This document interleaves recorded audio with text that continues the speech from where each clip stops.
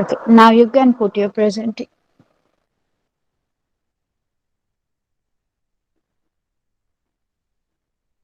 Okay, so first of all, let me know I'm sharing the screen. Is it visible to all of you? My screen is visible. Mahika, any problem? You have written English in the chat box. Okay, by mistake. Okay, we are going to continue with our lesson number three's revision, and in that properties of air and water we have studied and completed question based on that also. Okay, so we are going to start with the revision part related to properties of soil. Let's see. So that all we know that color is an important property of soil. Okay, so soil gets its color. Why? How? Due to some several processes, like color of soil near the land surface is darker and the color of the lower layer, okay, sorry, the color of soil near land surface is darker than the color of lower layer.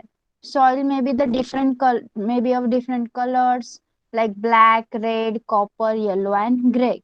So the colors of soil are mainly useful for its classification. Besides, they are indirectly useful in indicating several properties of that specific land also from which we are getting that soil. Okay, so in this way, the properties of soil such as its fertility, drainage of water, capacity to hold water becomes clear from its color only. Okay, the person who studies about the properties of soil, okay, and the soil related studies who does can easily get the properties of soil by uh, by seeing that soil. Okay, by recognizing the color of soil, a person who is related to the studies of soil can easily get the properties of soil also. The color of the soil depends upon its texture and its organic ingredient. Whatever ingredient is present, because of that, soil gets its color. Okay, and some chemical ingredients like iron and lime are also present in that soil. So here is one experiment that we have uh, done. We have not done, we have learned. Okay, so what the experiment tell us, we have to take three glass funnels and then we have to pour them with fill them with sand, sandy soil and clay soil respectively, and we have to place that funnels in measuring cylinder, and what we have to do, we have to pour water into that. So what will happen? See, soil contains particles in different size. The texture of the soil is determined by the proportion of particle of various sizes which are present inside that. Okay, so in this experiment, what will happen? The sand soil could not hold the water, so the more amount of water will be get passed through the sandy soil. Okay, so clay soil is able to hold water. Clay soil have more water capacity, holding capacity. So what will happen in that cylinder? Very less water we can see in that cylinder. Okay, now according to that, many according to the texture of soil, according to the particles present in that soil is classified into some types. So first is sandy soil. The proportion of sand, that is a large particle, is high in this type of soil. So water drains very rapidly through this sandy soil.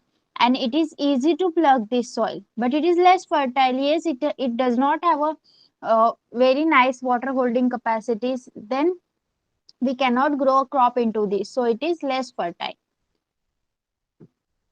See, this is because the particle of sandy soil are made up of mineral called silicon dioxide, that are quartz.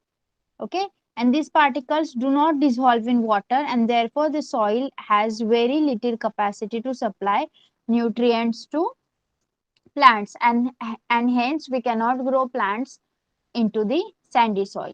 Next is silt soil. Silt soil, the particles of silt soil are of medium size. Silt soil is not as pluggable as sandy soil, however it is much more pluggable than clay soil. Okay, this soil contains large proportion of organic material and its capacity to supply nutrients is much greater. it is also called as sedimentary soil. So can we grow crop into this silt soil? Tell me, can we grow crops into the silt soil? Is it fertile or not?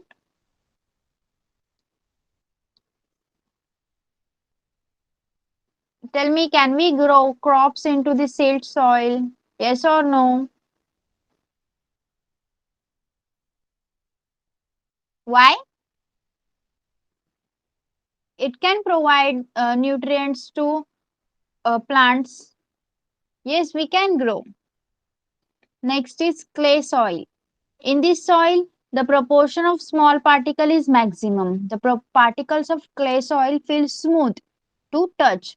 Clay soil has a high water holding capacity. Okay. Next, soil structure. The soil structure of soil, sorry, the structure of soil depends upon the different shapes of the particles which are present inside that soil. Soil occurs in the form of columnar, laminar, granular as well as block shaped structure. Okay, you can see over here. So what is the importance of these soil structures? The fertility of soil depends upon the soil structure. The advantages of good soil structure are as follows. If the soil structure is good, so how it will be advantageous to us? The roots get a sufficient supply of oxygen.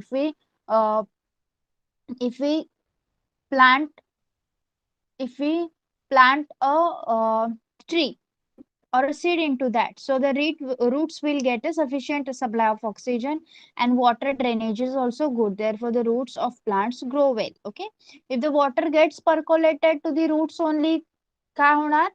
The roots will get rotten. Okay, so so drainage is also very important. Next, uses of soil.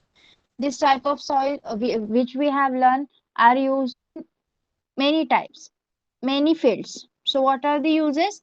First is plant conservation, that we all know, to help our plants to grow. Soil help our plants to grow. Next is water conservation.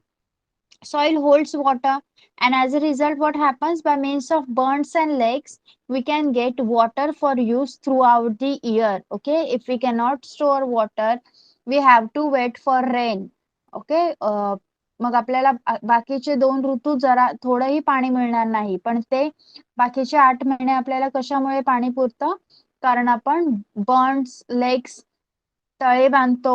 Okay, धरणे बांधण्यात येतात. या सगळ्याचा मूळ काय आहे? माती. सॉइलचा वापर करून आपण हे सगळं बांधू शकतो. नेक्स्ट आहे plasticity. Plasticity is very useful property of soil. See, soil can be given any required shape. This property of soil is called plasticity. Because of its plasticity, we can use it to make articles of variety of shapes. These articles can be baked to make them hard. Water storage, earthen pots, earthen lamp, idol, bricks, etc. are article made from soil. Then some useful types of soil. There are also some types of soil which are called as china clay, shadow soil, terracotta soil, and multani soil. So china clay, kaolin. It is white in color. It is used to make crockery, bathroom tiles, tanks, laboratory apparatus, masks, jars, etc.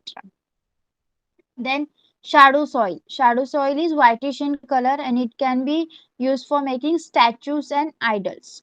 Terracotta soil, this is red in color, which can be used to make decorative article and pots which we use for growing plants. Okay. Then multani soil have the cosmetic uses.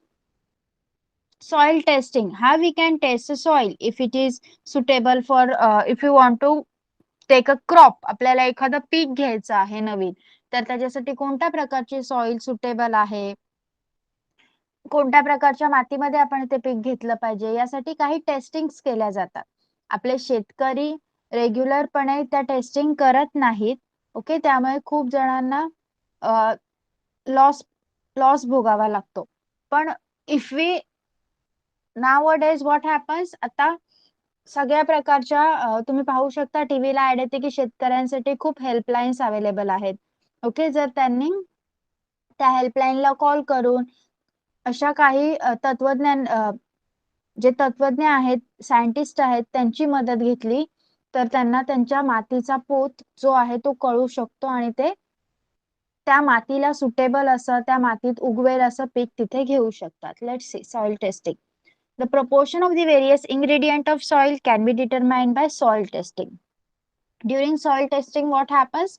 The soil is examined for color, texture, and the proportion of organic matter which is present inside that. Okay, and it is also tested if there is any deficiency or any ingredient is not present there, so that a particular measure can be taken to remove that deficiency. Okay, then soil, how the testing is done: soil sample is collected for testing, is dried in an open space in a shade for 8 to 10 days, and then it is sifted through a sieve. तिला चाळलं जातं. Two tests mainly are done, which are pH and the electrical conductivity test. So you can determine the fertility of soil in your field with the help of different tests. Causes of diminished soil fertility: soil pH less than 6 or higher than 8, the low proportion of organic matter, no proper drainage of water, repeated cultivation of the same crop, continuous use of saline water, and excessive use of chemical fertilizer and pesticide. These are the causes because of which our soil is getting infertile. Okay. Yes, done. Clear with soil, properties of soil and its uses. Shall I ask you the question?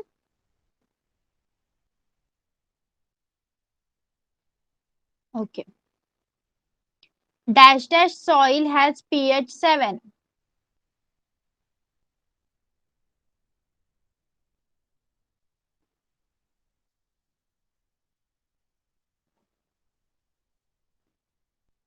Okay, neutral soil.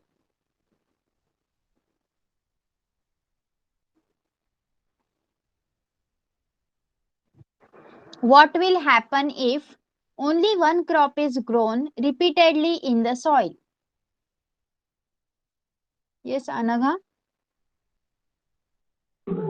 Hello, ma'am. Yes.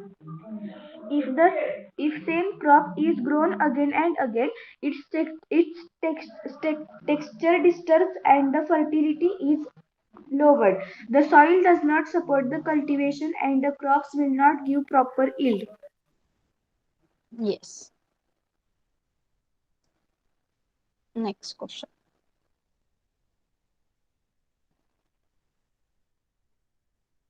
State whether the following statements are true or false. Sandy soil has low capacity for holding water. True or false? True. Yes.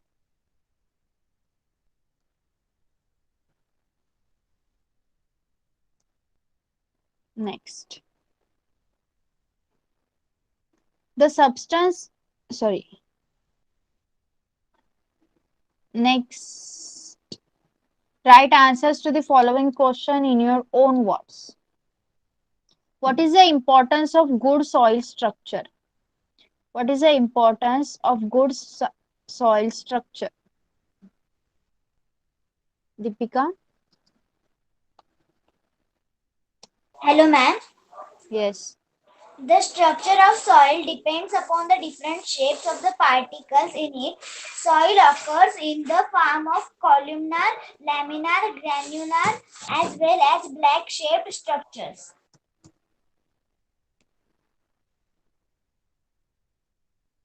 I am asking what is the importance of good soil structure? Anagha? Hello, ma'am. Yes. Good soil structure results in good fertility of soil. When soil is of good quality, the roots get sufficient supply of oxygen. In such Yes. soil, the water drainage is good. The plants grow well in such soil. Very good. Next.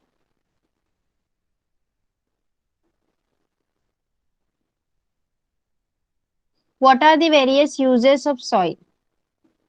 What are the various uses of soil? Aditi.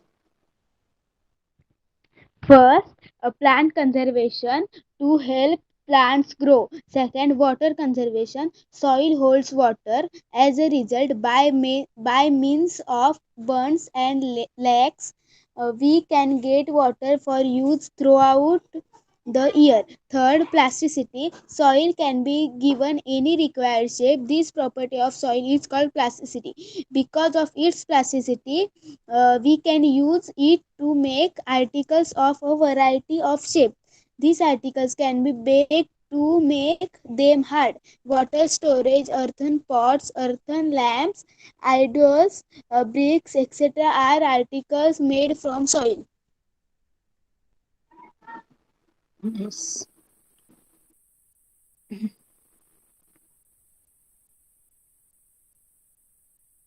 What is the need and importance of soil testing from the point of view of farmers?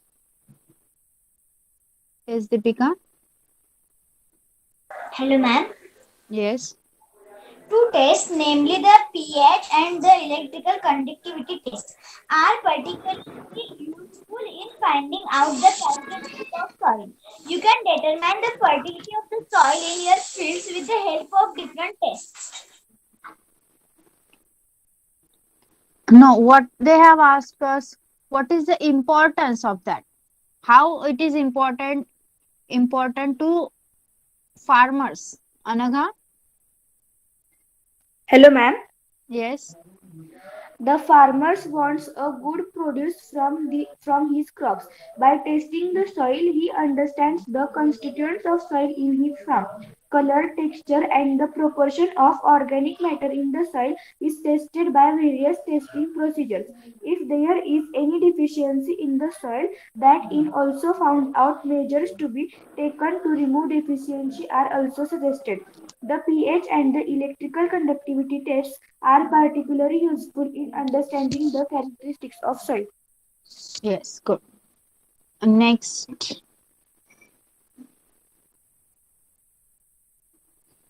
Okay. Now lesson number 4. Okay. Now we are moving to lesson number 4, and I am expecting that not only Anagha, Aditi, and Deepika are supposed to answer. You all are present. I have taught you also. So why you are unable to answer? Answer at least one question. As I am saying, only Anagha's, Deepika's, and Aditi's names are there. What about others?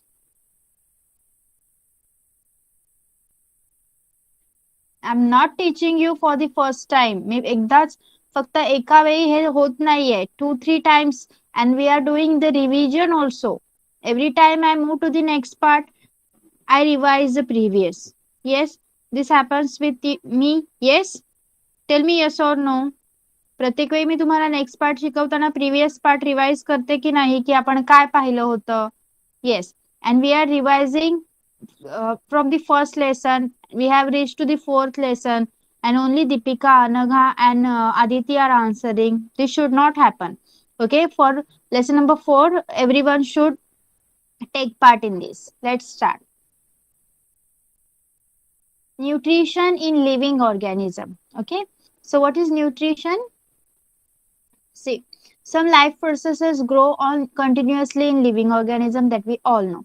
Substances which are digested and assimilated for obtaining energy and for the growth and health of our body are called food stuff that we all eat every day. Okay, we get several types of nutrients from our food stuffs that we eat. Like, nutrients can be classified into two types, namely macronutrients and micronutrients. So nutrients like carbohydrate, protein, fats, and are required in large quantity. They are called as macronutrients, and minerals and vitamins are required in very small quantity to us, and they are called as micronutrients.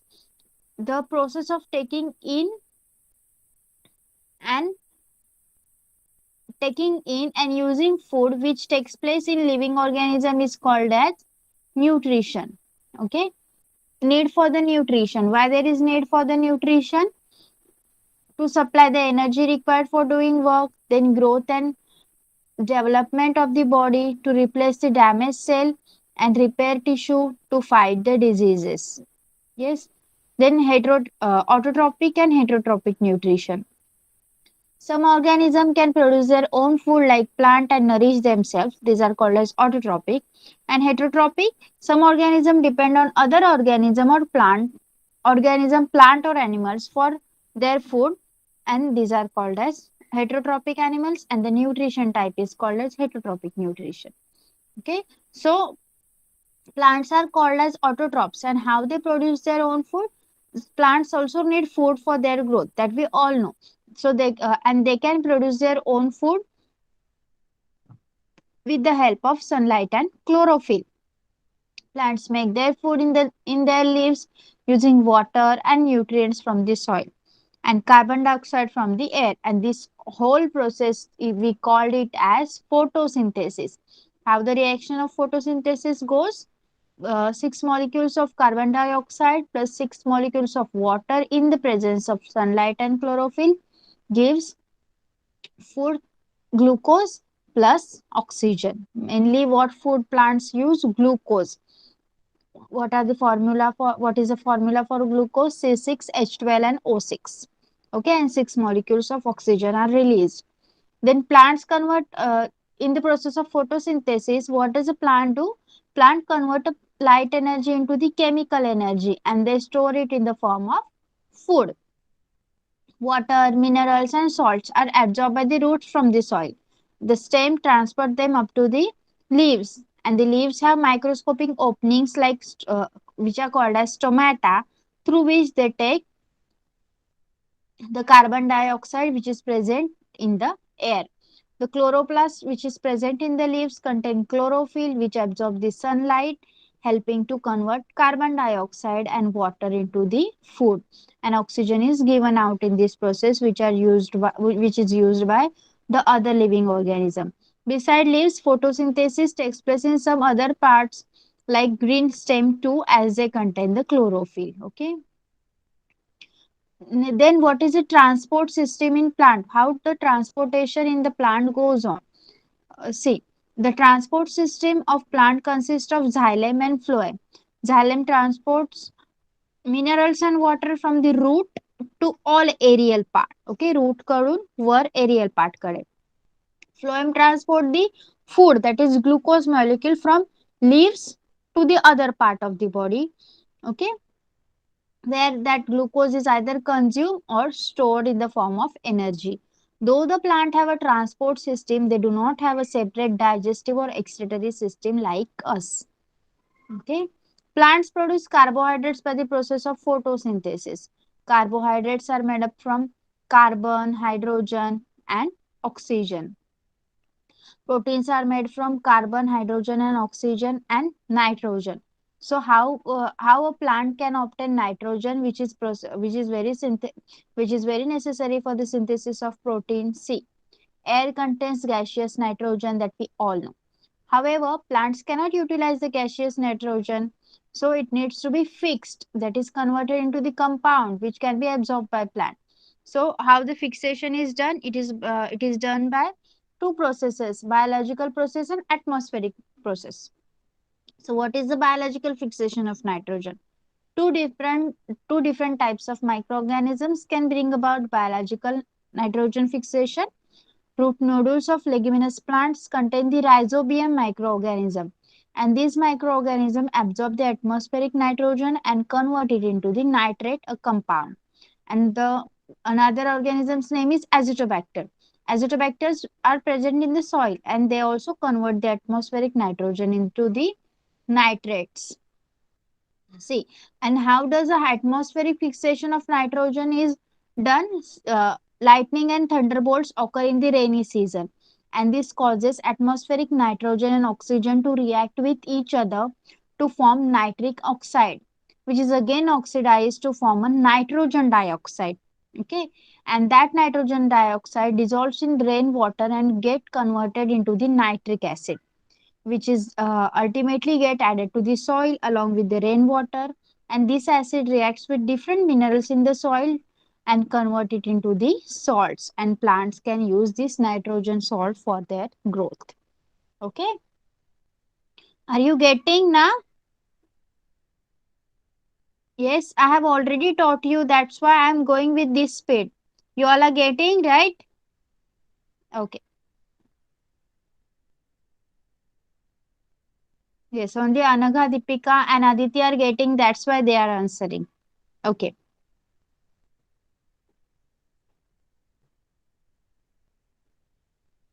Next is symbiotic nutrition, lichen. In some cases, two different types of plants live together to fulfill their need of nutrition, protection, and support also with each other's help. And this type of nutrition is called as symbiotic nutrition. Some fungi grow around the roots of some other plants. These plants supply nutrients to the fungi, and in turn, fungi supply minerals and water to the plants. Some fungi and algae live together. The fungi provides water, mineral, as well as shelter to the algae. In return, the algae provide food to fungi. Lichen is an example of a symbiosis between algae and fungi. Next is heterotrophic plant. Heterotrophic plants do not contain the chlorophyll. So how they live and from where they get their food? See, the plants that grow on the body of other plant to obtain food are called as parasitic plant. For example, Loranthus and Cascata. Due to the absence of chlorophyll, the cascata is completely dependent on the host plant. Hence, it is said to be completely parasitic plant. Next, insectivorous plant. What are the insectivorous plants? Insectivorous plants generally grow in soil or water deficient in nitrogen compound. The plant body of the Drosera burmani has a flower-like appearance. It grows close to the ground. Its leaves are attractively pink or red in color with hairs at the margin. Droplets of sticky substance is also found at the tips of the hair and which attracts the insects, and it is named after the name of scientist Johannes Berman, which identify this plant. Who identify this plant? Okay. Then saprophytic plants. What are the saprophytic one? Plants which obtain the food from dead and decaying bodies of other organisms are called the saprophytic plants. Various types of fungi like mushrooms and yeast are saprophytes. Fungi secrete digestive enzyme on the dead remain to digest or break down the carbon compound they contain, and the resulting solution is absorbed to obtain the nutrients. Okay, so we all take nutrients from our foodstuffs. So, what are the effects of the deficiency of that food nutrient on plants? Okay, if a certain food nutrient is not supplied to a plant, what happens with that plant? See, nitrogen's function is very important. It is very important component of protein, chlorophyll and cytoplasm. So what if the nitrogen is not given to plant, what will happen? Retarded stunted growth, yellowing of leaves. Then phosphorus. What is the function? Conversion of light energy into the chemical energy. What will happen if it is not provided? Early leaf fall, late flowering, slow growth of roots. Then potassium. Potassium is necessary for metabolic activities. What will happen if we do not give a plant potassium? Weak stem, wilting of leaves, failure of produce carbohydrates. Magnesium. What is the function? Production of chlorophyll. Deficiency causes slow or retarded growth, yellowing of leaves.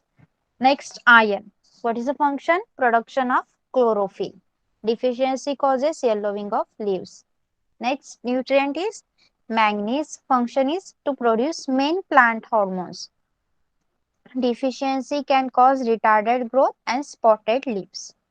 Then next nutrient is zinc. Function is to produce hormones and their intermediates. And deficiency can cause retarded growth, yellowing of leaves. Okay. Understood about nutrients in plants? Nutrition in plants? You all are getting nutrition in plant? Okay, got. Now let's move to the nutrition in animal, and then we will take the question answers directly. Okay. Now nutrition in plant. Nutrients necessary for various activities of the body are obtained from food that we eat regularly. They are supplied to the various parts of body through blood. The food that we consume does not mix with blood as it is. It needs to convert into soluble forms that can easily mix in blood. Nutrition in animals involves various steps from ingestion to egestion. Steps are ingestion, food is taken into the body; digestion, conversion of food into simple soluble forms; absorption, transfer of soluble food to the blood; assimilation, utilization of absorbed food by cells and tissues for energy production, growth and repair; egestion, removal of waste product and undigested food from the body.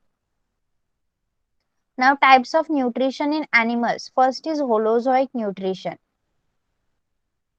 See, unicellular organism like amoeba does not have organs like hands and mouth that we all know. So it can take a food through any part of the surface on its unicellular body. It surrounds the food particle from all sides to take it into the cell. After that, it digests the food with the help of different enzymes which are present inside the body of amoeba. Then the undigested food is left behind as the amoeba moves further with the help of pseudopodia. In unicellular animals like amoeba, euglena and paramecium, all the steps of nutrition occur within their only one unicellular body. Okay. Insects have mouth part for the ingestion of food.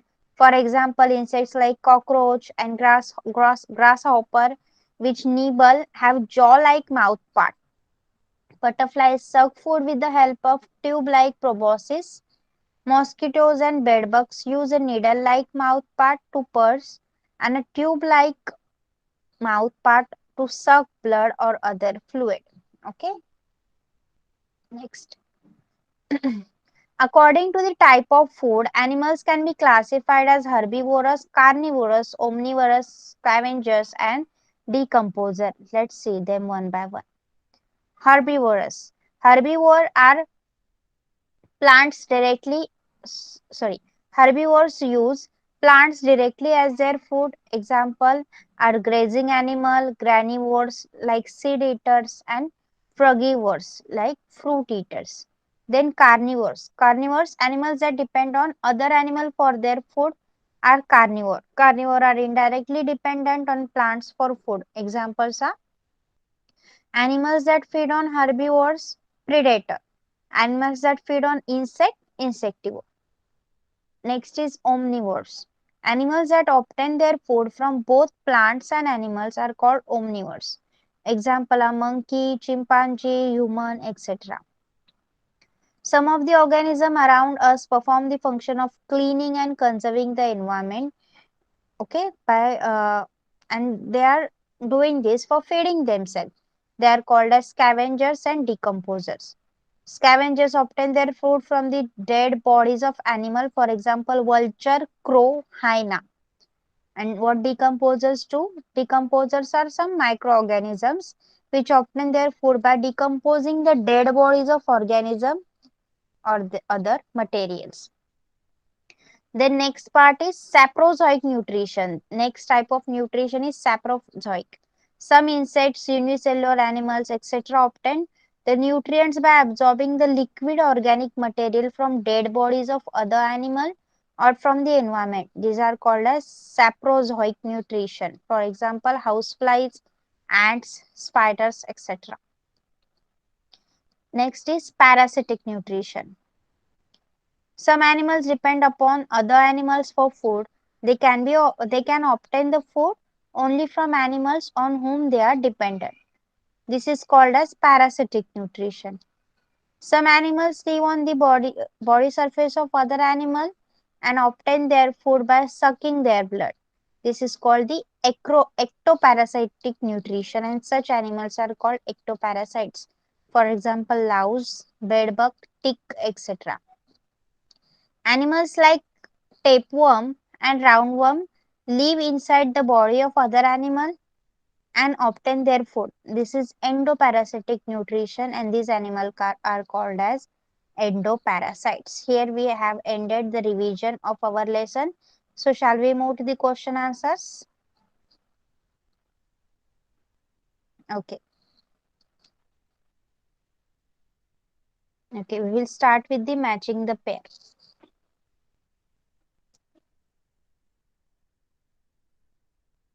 Parasitic plant, insectivorous plant, saprophytic plant, symbiotic plant. And B side is mushroom, lichen, then Drosera and Cuscuta. Yes, who will answer this?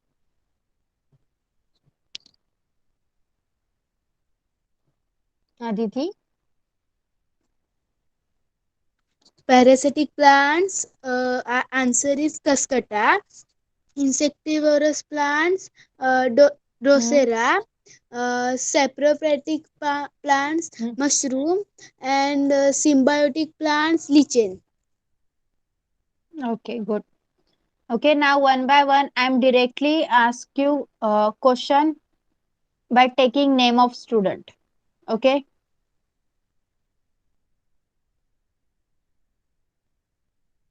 so this is for Mahika. Answer the following question in your own words. Why do living organisms need nutrition? If you don't know the answer, please write no. I don't know in the chat box so that I can move to the next student. Okay. Why do living organisms need nutrition? Mahika. Hello, ma'am. Yes. For the continuous supply of energy to perform work, to help in growth and development of the body, to replace the worn out, out tissue, and to repair the damaged tissues, to have resistance to infectious and diseases. Very good. Next question is for Prathamesh. Explain the process of production of food in plants. Hello, ma'am. Yes. The plant prepare food by the photosynthesis. Plants absorb water and minerals present in the soil. With the help of roots, the carbon dioxide is taken from the air. With the help of chlorophyll in the presence of sunlight, plants prepare glucose in process of photosynthesis. In this process, oxygen is liberated by plants.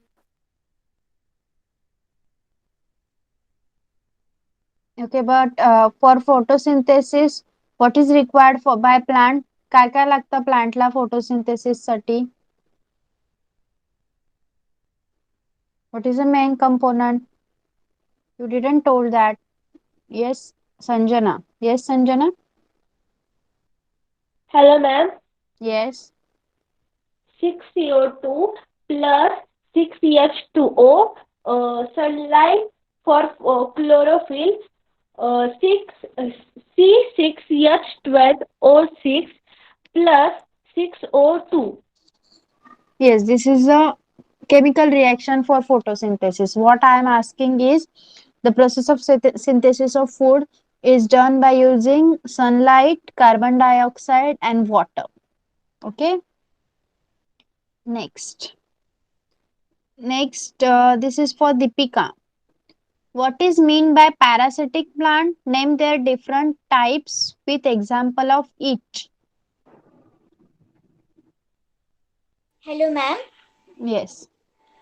The plants that depend on other plants for their nutrition are called parasitic plants. The parasitic plants are heterotrophic in their mode of nutrition. Some of them lack chlorophyll and thus cannot perform photosynthesis on their own. Loranthus is partial parasitic. It sucks the nutrition from its host but prepares its own food. Cuscuta or dodder does not have chlorophyll. It looks yellow wire like climber. Hence, it is complete parasite on the host tree. Good. Next is for Aditi. Explain the various steps of nutrition in animal. Hello. Yes. Steps in nutrition. First, ingestion. Food is taken into the body. Second, digestion. Conversion of food into simple soluble forms. Third, absorption. Uh, Transfer of soluble food to the blood. Fourth, assimilation, utilization of absorbed food by cells and tissues for energy production, growth and repair. Fifth, egestion, removal of waste products and undigested food from body. Good. Anagha has done. Anagha, have you done answering a question? Okay. Now this is for you. Name some unicellular organism in which all life processes takes place within their unicellular body.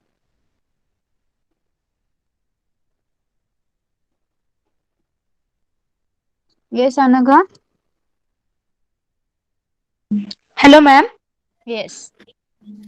Amoeba, Euglena, and Paramecium are the unicellular organisms in which all the life processes takes place within a single cell. Good. Give reason. Now you have to write your name in the chat box. All are done? I have asked question to everyone. All are done. Please let me know.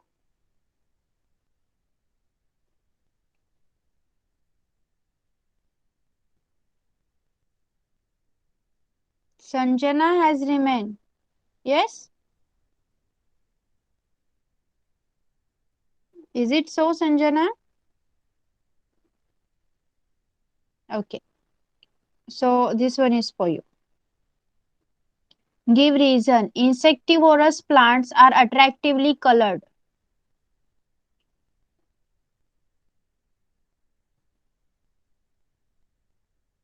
Yes, Sanjana? Hello, ma'am. Yes. Insectivorous plants feed on insects. They need to capture the insects. In order to attract these insects to, towards the plant, they are attractively colored. Yes. Next. One more student is there.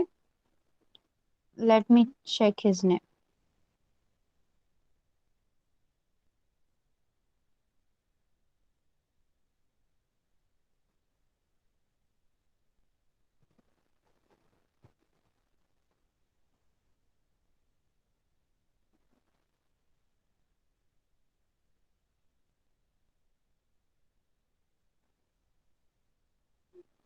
He has not put a presentee also. Yes, the ID is there, Harish Parab. Tell me the student's name.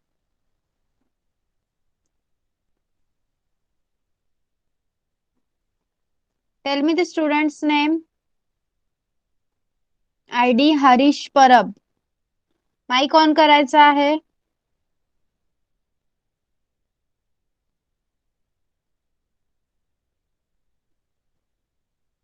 Are you even listening or not?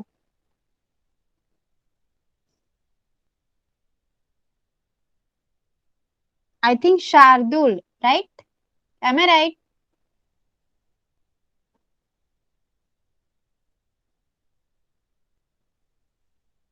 Okay, let it be.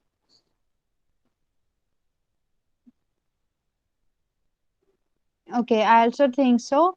But if he is not responding, okay, let it be. I can't do anything. Next question. Now, as according to me, everyone has done. Okay, so for further questions, you have to write your name in the chat box. Who will write the first will get the preference. Okay. Next is give reason. Butterflies have a long tube-like proboscis. Yes, Aditi.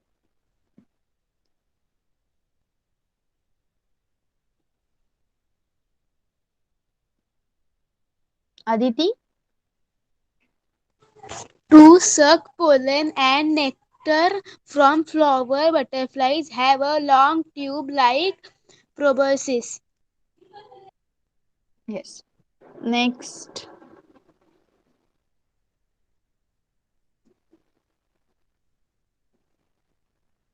Okay, here they have given a flow chart.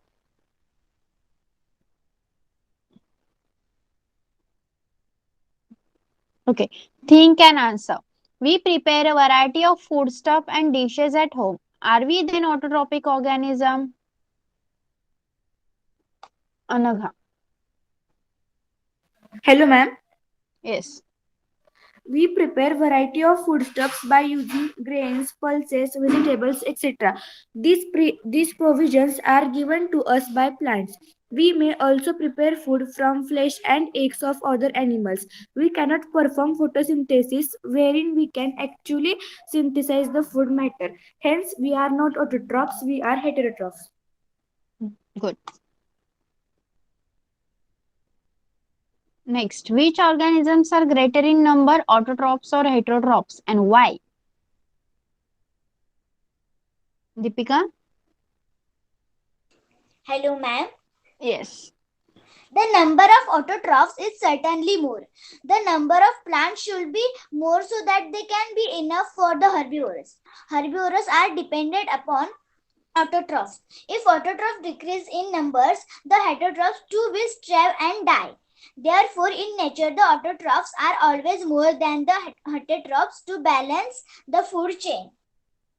Good. Next. The number of heterotrophs found in desert region is smaller. However, they are found in greater numbers in the sea. Why is this so?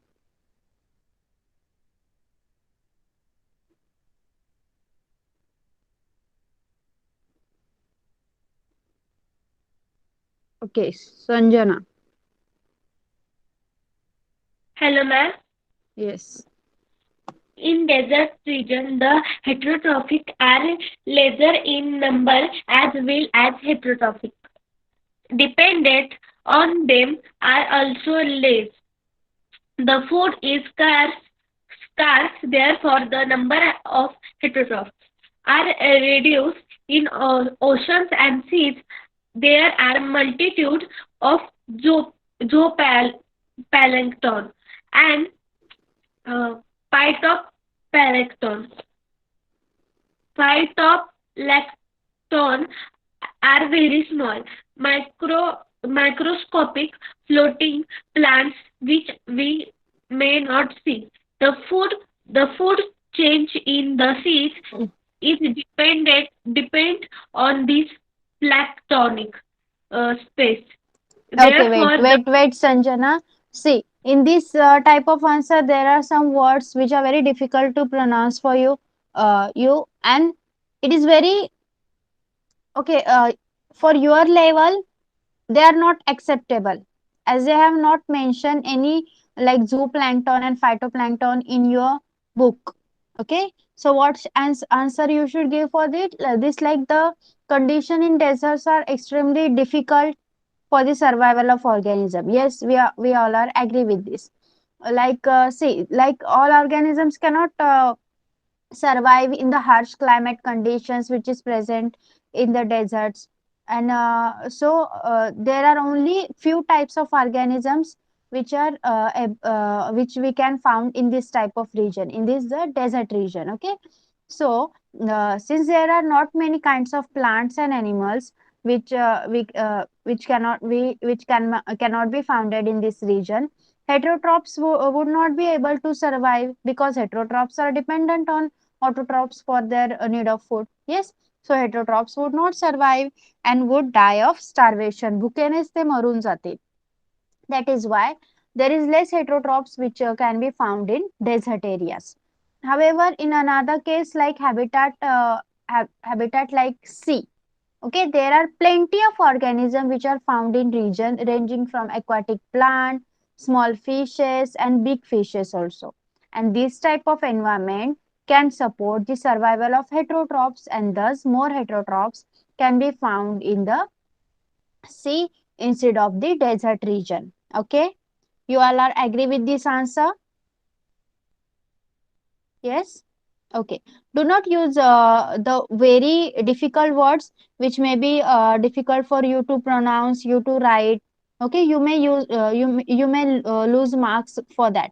So do not go very deep inside. Just thorough. Think and answer. फक्त विचार करायचा आहे. साधी गोष्ट आहे. डेझर्टमध्ये plants and animals नाही आहेत तर हेटरोट्रॉपला खायला काय मिळणार, म्हणून तिथे हेटरोट्रॉप कमी आहेत. आणि सी मध्ये समुद्रामध्ये वेगवेगळ्या टाईप्सच्या वनस्पती, मोठे फिश, लहान फिश सगळं अवेलेबल आहे. त्यामुळे हेटरोट्रॉपला खाण्यासाठी भरपूर गोष्टी आहेत, म्हणून हेटरोट्रॉप तिथे जास्त आहेत. या गोष्टीला फक्त सायंटिफिक लँग्वेज मध्ये फ्रेम करायचं आहे आणि लिहायचं आहे. Okay, next.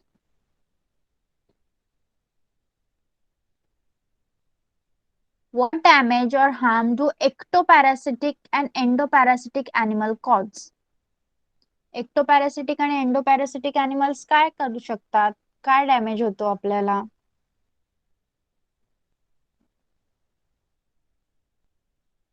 Yes Mahika. The is present in the green part of the plants. In this part, photosynthesis takes place. This produces food. Wait. I have asked about what damage or harm do ectoparasitic and endoparasitic animal cause? Okay, ma'am. Can you answer this?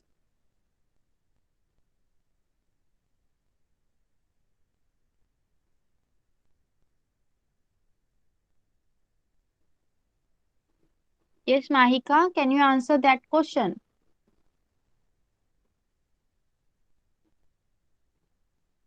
Okay, Aditi.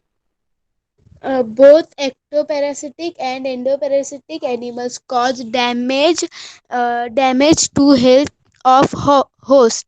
Ectoparasitic cause malaria, dengue, and elephantiasis. Endoparasitic like roundworm, hookworm, etc.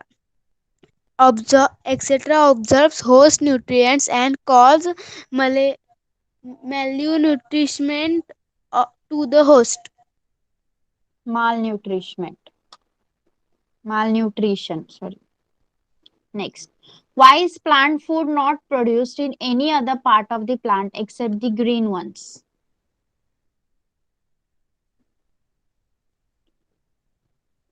Yes, Mahika, you was answering this question. Will you now? Is present in the green part of the plants. In these parts, photosynthesis takes Will you place. speak a little louder?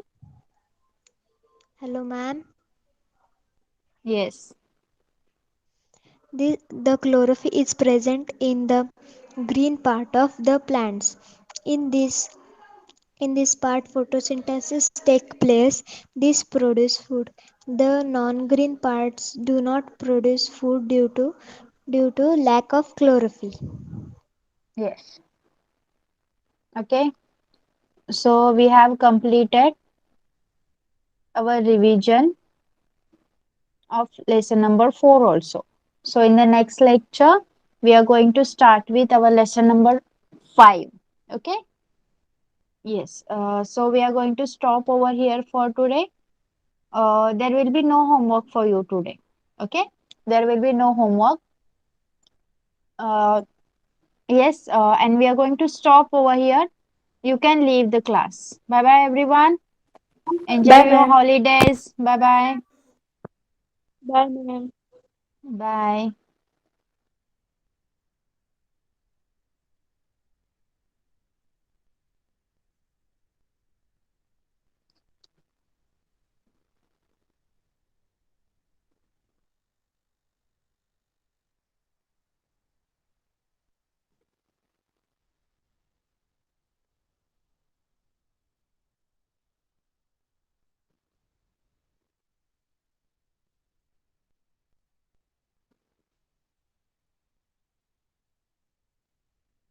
Shardul, please leave the class.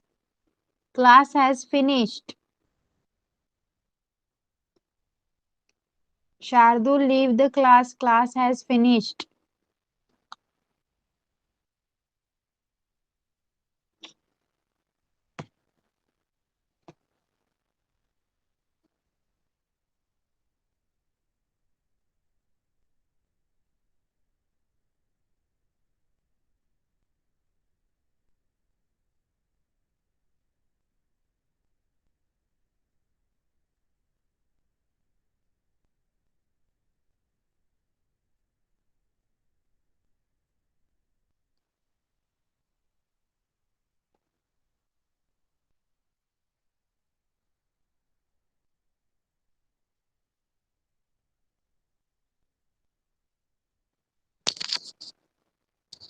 Shardul, please leave the class.